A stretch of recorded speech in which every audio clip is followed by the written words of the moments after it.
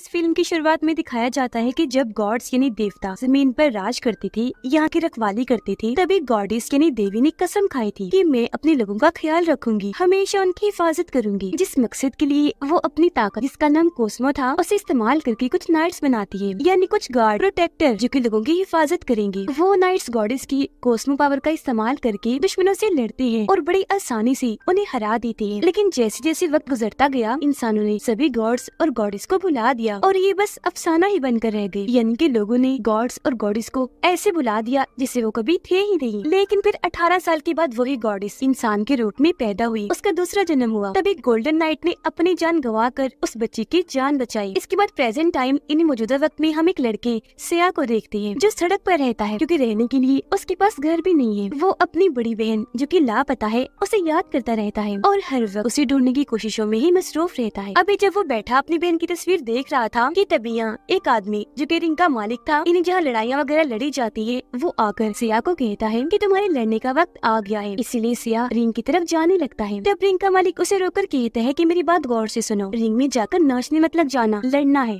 और खूब लड़ना है। मुझे कोई शिकायत नहीं मिलनी चाहिए क्योंकि जो तुम्हारे मुकाबले में लड़ने आ रहा है वो बहुत बहादुर है, ताकतवर है और इस लड़ाई की कोई असूल नहीं है। ये तब तक चलती रहती है जब तक कि आखिर में कोई हार नहीं मान लेता। लड़ाई में आखिर में जो कोई भी हारेगा उसका लड़ना हमेशा के लिए इस रिंग से बंद हो जाएगा। अब सिया और वो ताकतवर आदमी लड़ने के लिए एक दूसरे के आमने सामने आ जाते हैं, लेकिन वो दूसरा तो लड़ने के लिए इतना पुरजोश था कि वो हाथ से धकेल कर रेफरी को ही गिरा देता है, जिसके बाद ये दोनों लड़ने लगे। यहाँ सिया ठीक से लड़ ही नहीं रहा था, वो तो उसके मुक्कों और किक्स जब वो टांगों से मार रहा था उसे बस रोकने में लगा था। जैसे कि दूसरा आदमी ऊपर चढ़ के जैसे उसे मारने लगा, सिया पीछे हट गया। फिर जब सिया नीचे गिरा तो वो दूसरा इंसान बार बार उस पर किक्स कर रहा था, जिससे आसानी सिया बच रहा था। ये देखकर रिंग के मालिक को सिया पर बहुत गुस्सा आया, इसीलिए वो खुद रिंग में आकर घूमता है और काफी ऊपर जाकर दूसरे इंसान को एक जोरदार किक मारता है, जिससे वो दूर जाके गिरता है। और अब बारी थी सिया की। उसे देखकर सिया पीछे हटने लगता है। तब रिंग का मालिक उसे पकड़कर गर्दन पर कई बार मुक्के मारता है, फिर उठकर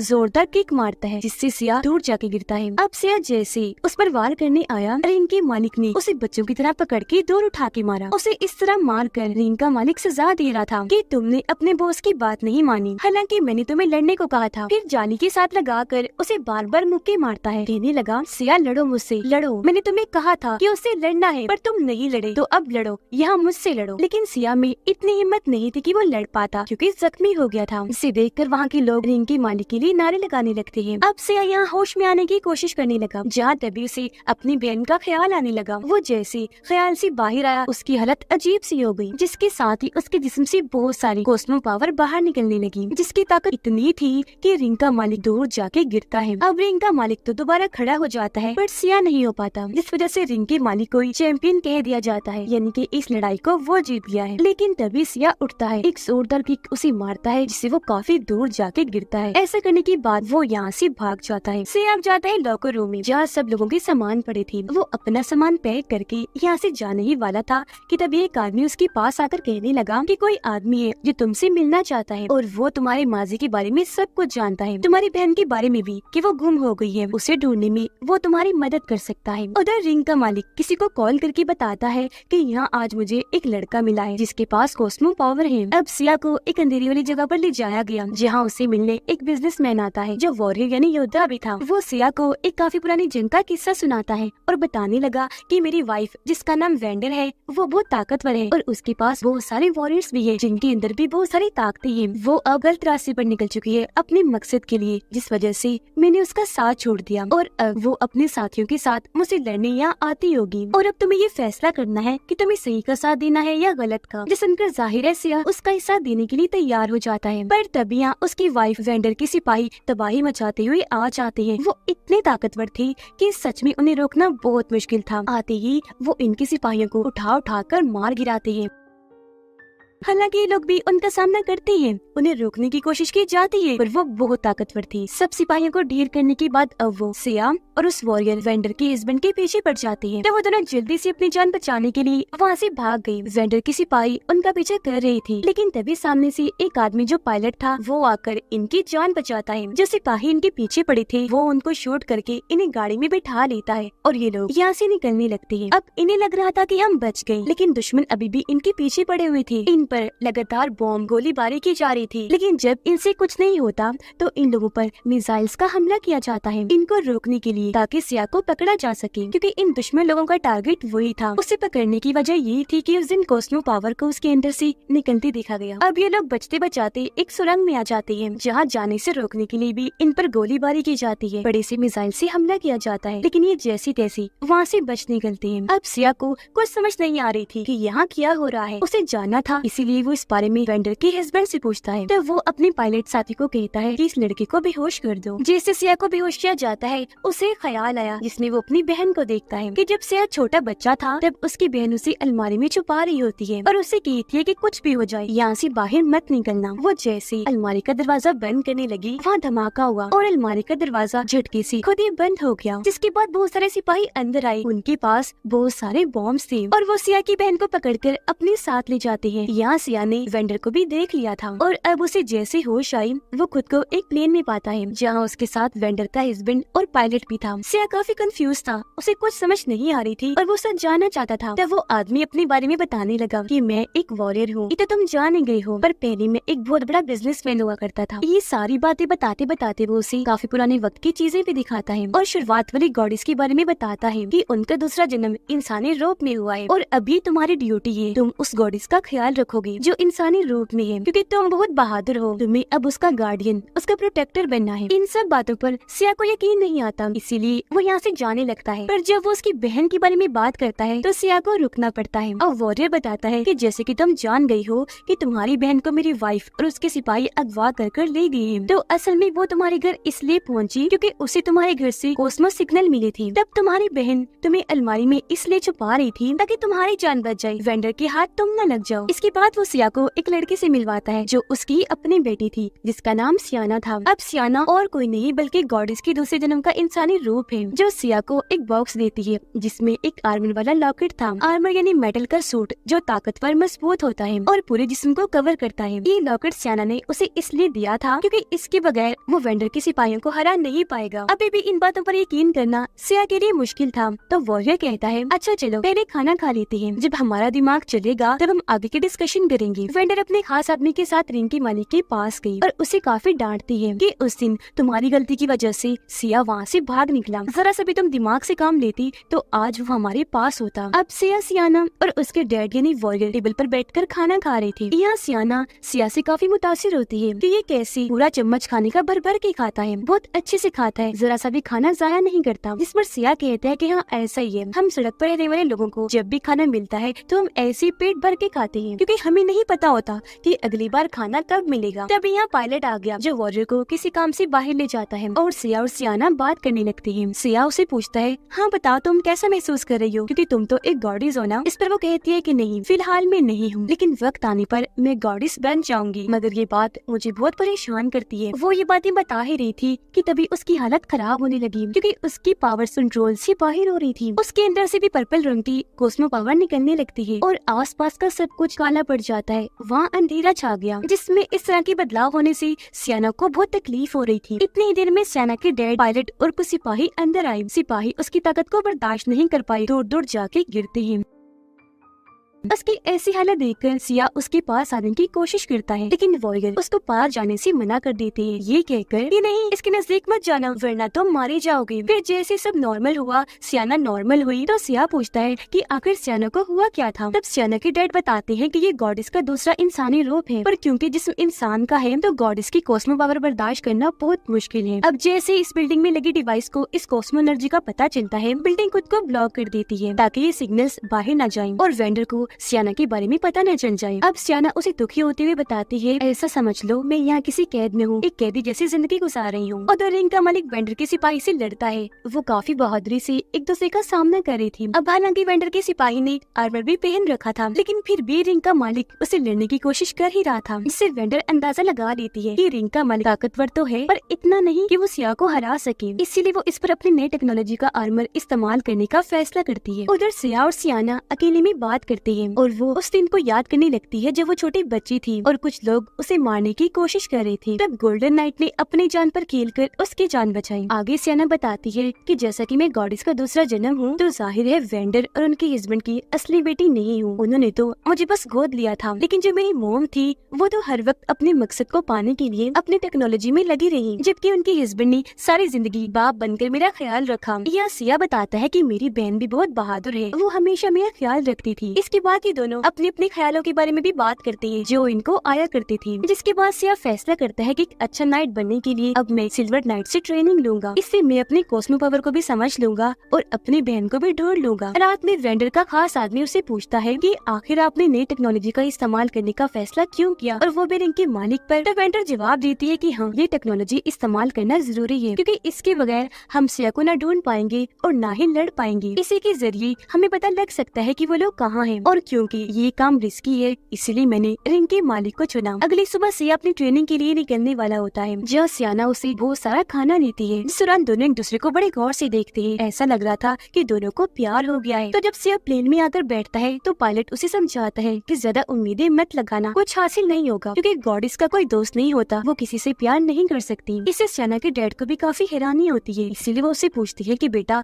तुमने उसे खाना क्यों दिया। इस पर वो जवाब देती है कि हो सकता है ये उसका आखिरी खाना हो, क्योंकि वो सिल्वर नाइट से ट्रेनिंग लेने जा रहा है जो इतना आसान नहीं है। ये ट्रेनिंग जानलेवा भी हो सकती है। अब जब वो दोनों अपनी मंजिल पर पहुंची तो सिया पायलट से पूछता है कि अब मुझे आगे कहाँ जाना है। इस पर इशारे से पायलट समझाता है कि तुम्हें इस चट्टान के ऊपर जाना है, जिसके बाद सिया चट्टान के ऊपर चढ़ना शुरू कर देता है। हालांकि इस बीच तूफान भी आ गया। वो जैसे तैसे ऊपर चढ़ता गया और आखिरकार ऊपर आकर उसे एक सिल्वर नाइट मिल ही जाती है। यह सिया उसे अपने बारे में बताने लगता है कि मैं भी एक नाइट ही हूँ, लेकिन अभी इतना ट्रेन नहीं बल्कि ट्रेनिंग लेने आया हूँ। सिल्वर नाइट उसे कहती है कि अगर तुम एक नाइट हो तो तुम्हें ये पता होना चाहिए कि तुम्हें सबसे पहले क्या करना है। गॉडेस की हिफाजत जो इंसानी रूप में है, इन्हें सियाना की। सुनकर सिया कंफ्यूज हो गया, क्योंकि वो यहाँ ट्रेनिंग इसलिए लेने आया था ताकि बहादुर नाइट बनकर अपनी बहन को ढूंढ सके, इसलिए नहीं कि गॉडेस की हिफाजत करे। जिस पर सिल्वर नाइट उसे ट्रेन करने से मना कर देती है। सिया ये देखकर उसे कहता है, अच्छा सॉरी, गलती हो गई, ठीक है मैं कोशिश करूंगा, तो आप एक मौका और दे दीजिए। इस पर सिल्वर नाइट उसके सामने छोटा सा पत्थर रख के उसे तोड़ने का कहती है। यह सिया अपना मौका बनाकर वो पत्थर तोड़ने की कोशिश करता है, पर पत्थर टूटना तो दूर की बात, उसके अपने ही हाथ पर चोट लग जाती है, जो देखकर सिल्वर नाइट कहती है कि हमारे आसपास जितनी भी चीजें हैं एक ऐसी खास चीज से बनी है कि नाइट्स अगर चाहे तो एक बार में ही उस चीज को खत्म कर दे और उसे राख बनाकर उड़ा दे। और वो सिया को कहती है कि अपने अंदर फोकस करो, ध्यान लगाओ और तुम्हारी जो पावर है यानी कॉस्मो पावर उसे महसूस करो। पर इस दौरान सिया को ख्याल आने लगे जिसमें उसकी बहन की यादें उसे ऐसा करने से रोक रही थी, लेकिन फिर भी वो फोकस करके ही रखता है, जो देखकर सिल्वर नाइट उसे आगे भी ट्रेनिंग देने के लिए मान जाती है। उधर वेंडर की बिल्डिंग में उसने अपनी नई टेक्नोलॉजी रिंग के मालिक पर इस्तेमाल कर ही ली थी और आज उसका रिजल्ट उनके सामने आ चुका था। उसके जिस्म को रोबोट की तरह मजबूत मशीन जैसा बना दिया था, पूरा जिस्म आर्मर से कवर था। अपना ही नया जिस्म पाकर रिंग का मालिक बहुत खुश था। अपनी ताकत आजमाने के लिए वो सिपाहियों से लड़ने लगा। जी हाँ, वो सिपाहियों को तो आराम से हरा पा रहा था, लेकिन जब उसने अपनी ताकत वेंडर पर आजमाना चाहिए तो वो कुछ भी नहीं था उसके सामने। ट्रेनिंग में सिया लड़ने की बहुत कोशिश करता है, पर सिल्वर नाइट उसे बड़ी आसानी से बार बार हराती रहती है। वो एक भी बार खुद पर चलने नहीं देती, सिया को उठा उठाकर दूर दूर फेंक के मारती है, यहाँ तक कि वो उसे लड़ती लड़ती हवा में भी ले गई और अपनी ताकत से सारे पत्थरों को हवा में उठाकर वहाँ ही रोक देती है। फिर सिया को नीचे लाकर समझाती है कि कॉस्मो पावर ही तुम्हारी ताकत है, जिससे तुम्हें बाहर आने देना होगा, और अगर तुम दुनिया में जिंदा रहना चाहते हो और आगे चलकर जंग भी लड़ना चाहते हो तो तुम्हें अपनी ताकत को पहचान कर जंग में इस्तेमाल करना होगा। सियाना एक सपना देखती है कि उसके अंदर से बहुत सारी कॉस्मो पावर बाहर निकल रही है, जो उसके कंट्रोल से इतनी बाहर हो गई है कि उसकी वजह से दुनिया तबाह होने लगी है। इस सपने से वो बहुत डर गई, जोर जोर से चिल्लाने लगती है। तब उसके डैड जल्दी से आकर उसे संभालती है और उससे पूछने लगी कि क्या हुआ बेटा। इस पर वो बताती है कि डैड, मैंने बहुत बुरा सपना देखा, इसमें पूरी दुनिया जल रही है, तबाह हो रही है, और ये करने वाला और कोई नहीं बल्कि गॉडेस थी। उधर सिया पर सिल्वर नाइट की बात असर कर गई थी और अब वो बहुत बहादुरी से लड़ रहा था। दिन ब दिन उसकी ट्रेनिंग बेहतर होती जा रही थी। इस दौरान उसे बार बार उसकी बहन का ख्याल भी आता है, जो उसे यही कहती है कि मेरे भाई, मैं हमेशा तुम्हारे साथ हूँ और हर अच्छे बुरे वक्त में मैं तुम्हारी हिफाजत करूंगी। रात को जब दोनों बातें कर रही थी तो सिल्वर नाइट सिया को कहती है कि मैं जानती हूँ तुम्हारा माजी बहुत तकलीफ दे है, दर्दनाक गुजरा, पर फिलहाल तुम्हें उसे भूलना होगा और जो आने वाला तुम्हारा वक्त है उसके लिए तैयार रहो। अगली सुबह दोबारा से ट्रेनिंग शुरू हुई, जहाँ सिया बहुत अच्छे से अपनी परफॉर्मेंस दिखा रहा था। दिन ब दिन उसके अंदर बहुत ज्यादा बेहतरी आ गई थी और फिर आखिरकार वो वक्त आ ही जाता है जब वो सिल्वर नाइट को बड़ी आसानी से हरा देता है, क्योंकि उसने जैसे मुक्का मारा वो दूर जाके गिरती है, जिससे सिया को बहुत खुशी मिलती है। जिसके बाद वो पत्थर को भी एक ही झटके में बआसानी तोड़ देता है। अब हर रोज वो इतनी मेहनत करता है कि आखिरकार अपनी कॉस्मो पावर पर कंट्रोल हासिल कर ही लेता है। ऐसा होते ही वो अपने से भी बड़ा पत्थर सामने रख के जोरदार उस पर मुक्का मारता है, जिससे वो पत्थर भी झट से टूटकर खाक बन के उड़ जाता है। इसी के साथ उसका लॉकेट हवा में उड़कर बड़ा होना शुरू हो गया। वो फैलते फैलते बहुत बड़े साइज का बन जाता है और अब वो एक छोटी सी लॉकेट से बहुत बड़ा आर्मर बन गया था और सिया के जिस्म पर धीरे धीरे आने लगता है। इस दौरान कॉस्मो पावर भी उसके जिस्म से निकलने लगती है और अब यहाँ आखिरकार वो बहादुर सही मानों में नाइट बन ही जाता है। तभी अचानक उसके सर में जोरदार दर्द हुआ, जिसके साथ ही उसे ख्याल आने लगा। इसमें वो देखता है कि जब वेंडर ने मेरी बहन को अगवा किया उस वक्त वहाँ वेंडर के हस्बैंड यानी सियाना के डैड भी थे, जिससे वो समझ गया कि मेरी बहन की अगवा होने में वेंडर के हस्बैंड का भी हाथ है। जिस वजह से उसे बहुत गुस्सा आने लगा, इसीलिए वो उनके घर जाने लगा ताकि जवाब पा सके कि आखिर उन्होंने ऐसा क्यों किया। वो जैसे अंदर गया, पायलट और पूरी आर्मी उसे रोकने की कोशिश में लग जाती है, पर तभी यहाँ सियाना आई जो उसका हाथ पकड़ के बाहर लाती है और बाइक पर बिठाकर कहीं दूर ले जाती है और वहाँ जाकर उसे बताती है कि आखिर हुआ क्या था। वो कहती है कि डैड ने जो भी किया वो तुम्हारी बहन की भलाई के लिए ही किया, क्योंकि उस वक्त तुम्हारी बहन बच्ची थी और वो अपनी कॉस्मो पावर को कंट्रोल नहीं कर पाती थी। फिर वो बताती है कि जब मैं बच्ची थी तो मेरे अंदर पावर्स एकदम फट के बाहर निकली, जिससे मेरी मोम वेंडर का एक हाथ तबाह हो गया। तब मेरे डैड ने गोल्डन आर्मर की टेक्नोलॉजी को इस्तेमाल करके उनके हाथ को ठीक किया, पर उसका एक बुरा असर हुआ। मेरी मोम को तब से ही जिंदा रहने के लिए कॉस्मो पावर की जरूरत पड़ती है, इसीलिए वो ऐसे बच्चों को तलाश करती है जिनके अंदर कॉस्मो ताकत पाई जाती है। मोम ने तुम्हारी बहन को अगवा कर तो लिया, लेकिन बाद में उन्हें पता चला कि असल में कॉस्मो पावर उसमें नहीं बल्कि तुम में है, तो तब से वो तुम्हारा पीछा भी कर रही है।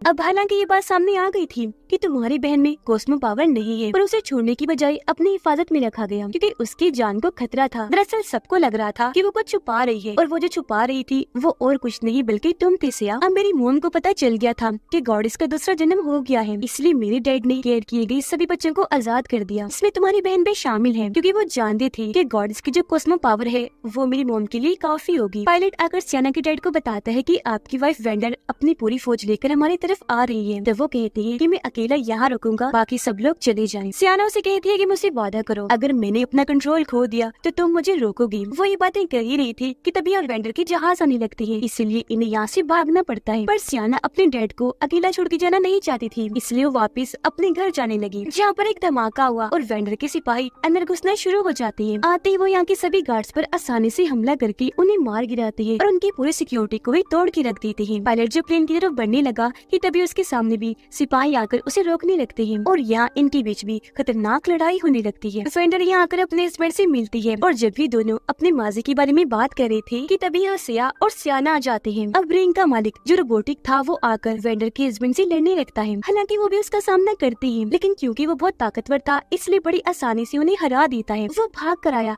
हमला करने के लिए, पकड़कर बार बार दीवार पर देखकर मारता है, इससे वो वहीं गिरकर बेहोश हो जाती है। बाहर भी सिया और वेंडर के सिपाहियों के बीच लड़ाई छिड़ जाती है, जहाँ वो इन पर भारी वार कर रहा था। हवा में उठकर वो उनको जोरदार किक्स करता है, इससे वो वहीं ढेर हो जाती है। इतनी देर में रिंग का मालिक वहाँ आ जाता है सिया से लड़ने के लिए। इसे देखकर वो भी अपना आर्मर एक्टिवेट करने की कोशिश करता है ताकि आर्मर उसके जिस्म पर भी चढ़ जाए, लेकिन किसी वजह से फिलहाल वो एक्टिवेट नहीं हो पाता। पर फौरन आकर रिंग का मालिक उसे लड़ने लगता है। हालांकि सिया बगैर आर्मर की उसे लड़ने की कोशिश करता है, पर ज्यादा देर तक उसके सामने टिक नहीं पाता। पायलट भी सभी सिपाहियों को हराकर अपने प्लेन में आकर बैठ जाता है और फौरन यहाँ से निकल जाता है। वेंडर के हस्बैंड अपनी वाइफ को रोकने के लिए वहाँ बहुत सारे धमाके करती है, लेकिन कोई फायदा नहीं होता। यहाँ वहाँ हर तरफ तबाही तो मची, पर वेंडर को कुछ नहीं हुआ। जाहिर सी बात है वो बहुत ताकतवर थी। सिया भी दूर जाके गिरता है क्योंकि वो रिंग के मालिक से हार चुका था। अब जहाँ वेंडर के हस्बैंड ने धमाका किया था वहाँ बॉम्ब की वजह से उनकी मौत हो जाती है, जबकि सियाना को पकड़कर वो लोग अपने साथ ले जाते हैं। वेंडर जो कि उसकी मॉम थी उसे अपनी बिल्डिंग में ले आती है, पर जब सियाना को ये पता चलता है कि मेरे डैड मारे गए तो वो बहुत दुखी होकर रोने लगती है। वेंडर उसे वहाँ एक जगह पर लिटा देती है ताकि सियाना को खत्म किया जा सके। अब वेंडर इस बात से दुखी थी कि मैं अपनी ही बेटी को मारने जा रही हूँ, पर ऐसा करना जरूरी था इंसानियत को बचाने के लिए। इसीलिए वो अपने खास आदमी को कहती है कि फौरन प्रोसेस शुरू करो। अब जब सिया को होश आई तो वो आसपास देखने लगता है, पर यहाँ सियाना को ना पाकर वो काफी उदास हो गया। उसे बुरा लग रहा था कि उसकी हिफाजत मेरी जिम्मेदारी थी जो मैं पूरी नहीं कर सका। तभी उसे सिल्वर नाइट का ख्याल आया जो उसे समझाती है कि तुम्हें असल में किस किस का ख्याल रखना है। तब फोकस करने पर उसे अपना बचपन दिखा और वो फैसला करता है कि अब मैं अपनी और सियाना की हिफाजत करूंगा, जिसके बाद अपनी बहन की भी जब वो मिल जाएगी। अब वो ख्याल से वापस आकर पायलट के साथ सियाना को बचाने के लिए निकल जाता है। फिर जैसे ये उनकी बिल्डिंग के पास पहुँचे उन्हें इनकी आने का पता चल जाता है और वो इन पर गोलियां बरसाने लगती है, जिससे इनका प्लेन कंट्रोल से बाहर हो गया। तो जाहिर है अब इन्हें कूदना पड़ना था, पर कूदने से पहले सिया अपना आर्मर एक्टिवेट करने में कामयाब हो जाता है, जिससे वो बआसानी जमीन पर उतर जाता है और उसके जिस्म पर कवर यानी आर्मर आ चुका था। अब बहादुर नाइट बनकर वो सब करता है जो उसे करना चाहिए था। उसे देखते ही सिपाही मारने के लिए आगे बढ़े, पर वो बड़ी आसानी से सभी को मार गिराता है। एक ही साथ में वो 2 सिपाहियों को ढेर कर देता है, जिसके बाद उसकी लड़ाई हुई रिंग के मालिक के साथ। वो उसे इतना बुरा मारता है कि उसके जिस्म की बहुत सारे हिस्से खराब करके रख देता है। फिर उसे नीचे गिरा के मारता है, जिससे वो इस लड़ाई में हार गया। और अब जैसे सियाना को मारने का प्रोसेस शुरू हुआ, वेंडर को लगता है कि ये मैं गलत कर रही हूँ, इसीलिए वो अपने आदमी को कहती है कि जल्दी से इस प्रोसेस को बंद करे, लेकिन वो इस चीज के लिए साफ साफ मना कर देता है। तब वेंडर अपने सिपाहियों को हुक्म देती है कि इसे रोको, पर उसका साथी यहाँ अपना असली रूप सामने लाता है। रूप बदलकर वो एक नाइट बन जाता है, क्योंकि उसके जिस्म पर भी आर्मर आ चुका था। वो अपने सामने आने वाले सिपाहियों को एक ही झटके में अपनी ताकत से मार गिराता है। पता चला कि वो पहले अच्छा हुआ करता था और बहुत पावरफुल भी, लेकिन बाद में शैतानों ने उसे कमजोर कर दिया। इसके बाद वो बड़ी आसानी से बाकी सोल्जर्स को भी मार गिराता है। उसे देखकर वेंडर अपनी पावर्स को एक्टिवेट करने की कोशिश करती है और उसका सामना करने के लिए आगे बढ़ती है, पर वो उसे उठाकर दूर फेंक के मारता है, क्योंकि उसकी ताकतों के आगे वेंडर कुछ भी नहीं थी और वो उसे आसानी से हरा देता है। वो अपनी खतरनाक ताकतों से वेंडर को खत्म कर ही देता कि तभी यहाँ सिया आकर उसे मारकर ऐसा करने से रोक देता है, जिसके बाद इन दोनों की जबरदस्त लड़ाई छिड़ जाती है और अभी लड़ते लड़ते बिल्डिंग की छत पर आ गई। दोनों के जिस्मों से कॉस्मो पावर निकल रही थी और एक दूसरे को बराबर की टक्कर दे रही थी। जोरदार बार बार वार किया जा रहा था। वो इतनी ताकतवर थे कि आसपास की बिल्डिंग्स उनकी वार से टूटती जा रही थी। ये दोनों एक दूसरे को किक्स मार रही थी, हवा में उड़कर वापस आकर जोरदार वार कर रही थी और एक दूसरे को जबरदस्त टक्कर देती है। इनके ऐसे जोर से लड़ने की वजह से वहाँ धमाका भी हो जाता है। इससे इन दोनों को तो कुछ नहीं होता, पर वहाँ तबाही मच गई। उधर वेंडर उठी और अपनी बची हुई पावर्स का इस्तेमाल करके इस प्रोसेस को बंद कर देती है। जहाँ इसी बीच सियाना भी अपनी जगह से उठकर खड़ी हुई। वो हवा में तैर रही थी क्योंकि उसके जिस्म से गॉडेस बाहर आ रही थी। ये देखकर एक नाइट उसे रोकने की कोशिश करता है, लेकिन वो उसे उठाकर काफी दूर फेंक के मारती है। अपनी ताकतों से सियाना सिया से राब्ता करती है और उसे उसका वादा याद करवाती है कि जब उसने कहा था चाहे कुछ भी हो जाए, लेकिन अगर वो कंट्रोल से बाहर हो गई तो सिया आकर उसे रोकेगा। तब सिया वहाँ आकर बड़ी हिम्मत करके उसके पास जाता है, कहने लगा कि अगर हम चाहें तो अपनी किस्मत खुद बदल सकते हैं। ये सुनने के बाद सियाना जज्बाती होकर रोने लगी। किसी तरह खुद पर काबू पा लेती है और गॉडेस को बाहर आने से रोक लेती है। फिर जैसे सब नॉर्मल हुआ, आसपास का सब कुछ तबाह हो चुका था। यहाँ सियाना को गोद में लेकर होश में आने में मदद करता है। अब सियाना होश में आने के बाद अपनी मोम वेंडर से मिलने जाती है, जहाँ वेंडर उससे माफी मांगती है कि मेरी बेटी मुझे माफ कर देना, मैंने तुम पर भरोसा नहीं किया। सियाना अपनी मोम को माफ कर देती है और अपनी ताकतों से अपनी मोम का हाल बिल्कुल ठीक कर देती है। मतलब अब उसकी मोम हमेशा ठीक रहेंगी, यानी जिंदा रहने के लिए अब उन्हें कॉस्मो पावर वाले बच्चों की जरूरत नहीं पड़ेगी। यहाँ ये बात सामने आई कि अब सियाना अपनी पावर को कंट्रोल कर सकती है, जिससे दोनों माँ बेटी बहुत खुश हो जाती है। अब वो दोनों जब अकेले बैठे थे तो सिया को समझ आ गई थी कि गॉडेस को जगाने से बहुत सारे पुराने गॉड्स का ध्यान भी हमारी तरफ आ जाएगा, और क्योंकि वो खतरनाक हैं तो उनसे लड़ने के लिए हमें और भी नाइट्स ढूंढने होंगे और उन्हें ट्रेन करके पावरफुल बनाना होगा। पर सबसे पहले अब जो आखिरी काम रह गया था वो करना था, यानी सिया की बहन को ढूंढना, जिसके बाद वो अपना ये मिशन भी पूरा कर लेंगी और जंग के लिए बिल्कुल तैयार हो जाएंगी। और इसी के साथ ये फिल्म इधर ही खत्म हो जाती है।